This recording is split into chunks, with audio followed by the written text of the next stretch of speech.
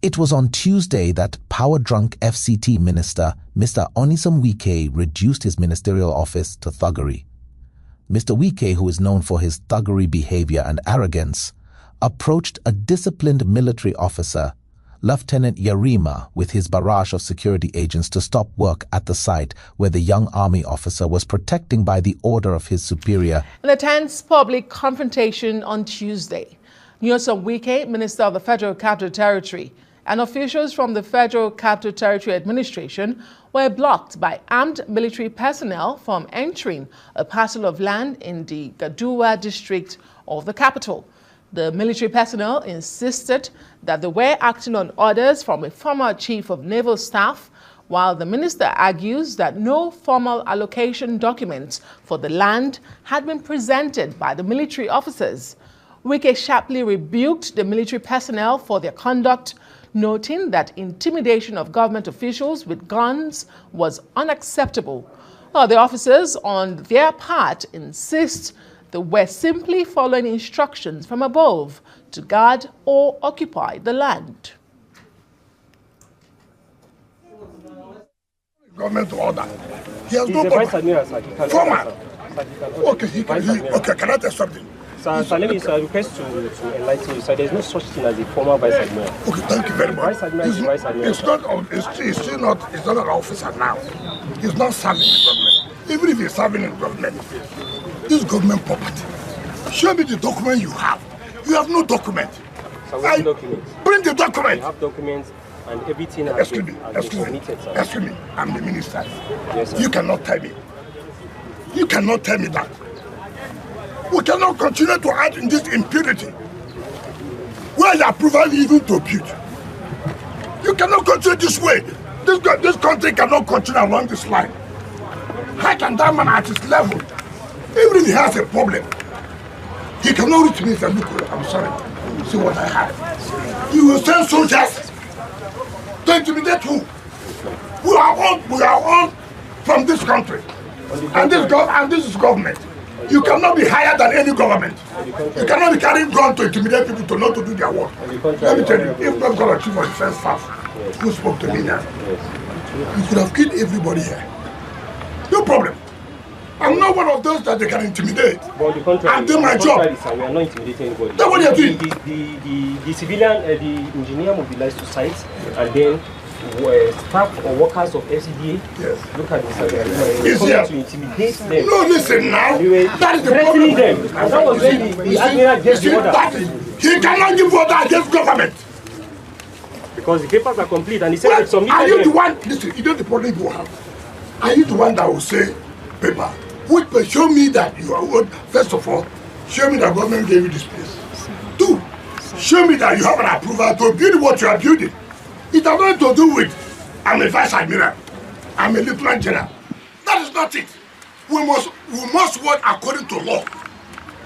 We must work according to law. We forwarded everything to him. And to who? No, anybody don't tell like this. Don't tell like this. Don't you try it. Like don't tell like this. No. Don't try it. Don't tell me this. Keep quiet. Don't tell me I'm lying. What are you lying? Don't intimidate me. Who are you? Who are you? Who are you?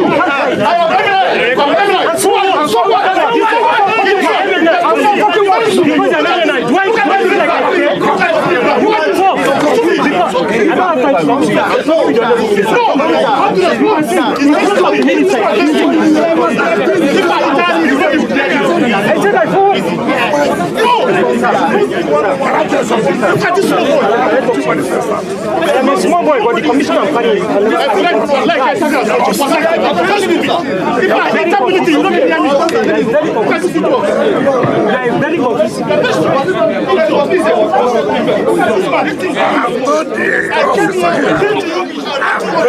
I don't know what I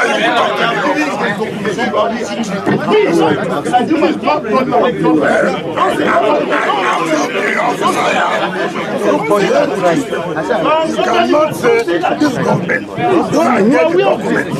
You don't have documents. The man took the Arab, will not allow because he was chief of naval staff, and they begin to carry land Sir, everything was acquired legally. Will you stop sir, that? You get the Will you stop that? Sir, I'm an officer, I have integrity. Shut up, your mouth, good officer. Not shut up. Will you get out? Sir, I won't shut up. Sir, I'm a I was in officer. school, you're not in school. Sir, you can't shut Will me you keep quiet?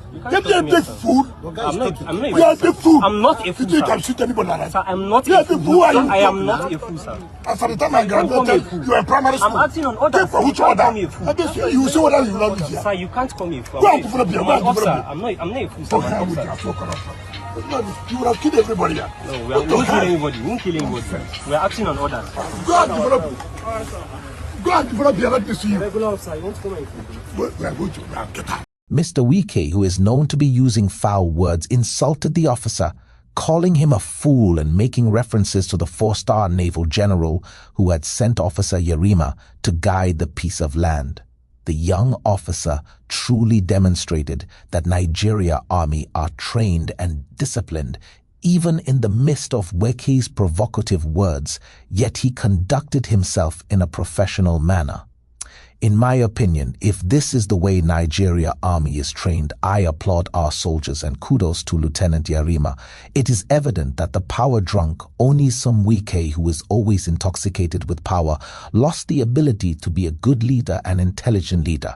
A good leader who occupies the office of a minister has many subjects and should not be seen in construction site with thugs to stop work. This is the most degrading and downgrading of the office of a minister.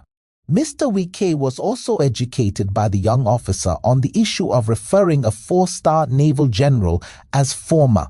It's obvious that both serving and retired military chiefs have seen the recklessness of this current administration and how the Justice Department is weaponized and decided to use their own power to handle their business. Aware that the land departments and the development control have been mandated to see where there are illegal development going on and land grabbing. And when this was brought to my attention, I did instruct them to make sure that nothing takes place in as much as they did not have any legal paper in terms of building approval or even the acquisition of the land. And when they came here, I was informed that the soldier of the military had to chase them away. And I thought probably they will be acting illegally. And so today, while I was in the office, while they came to implement the directive that was given to them by myself, I was called that the military have taken over the place. And I have to come by myself to see things for myself. It's really unfortunate. And you heard what the officer said was said by the former chief of naval staff. And I don't understand how somebody who attained that position and see that he has a problem cannot approach my office to say, look, this is what is going on, this is what is going on. But simply because he's a military man, he could use that to intimidate Nigerians. I'm not one of those kind of persons that will succumb to blackmail or intimidation. And you can imagine where you cannot even prove where are the documents. And the director of development control is there. I said, look, I was there. I said, bring the documents. You don't have the documents. Bring the approval for building. You don't have it. And how can we continue to allow lawlessness to prevail in this country? What about those who don't have the military? What about those who don't have security? It has gotten to a level where when government officials are carrying out their job, you go and bring security to intimidate them against government officials. I will not accept that.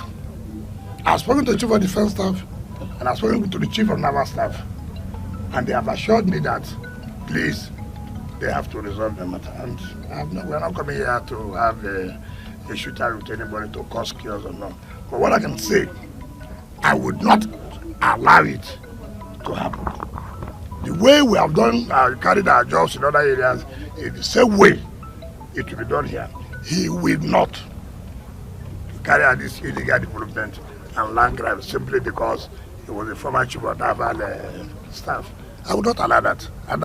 Since appointed as FCT minister 2 years ago, Mr. Wike has continued to revoke the right of occupancy and land allocations of his rivals and unsuspecting Nigerians.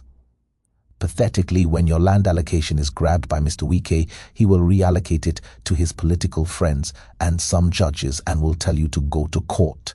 If Nigeria can still be living in the shadow of darkness, hate and criminality in this 25th century, I guess we should ask for foreign intervention to come reset the brain of our leaders.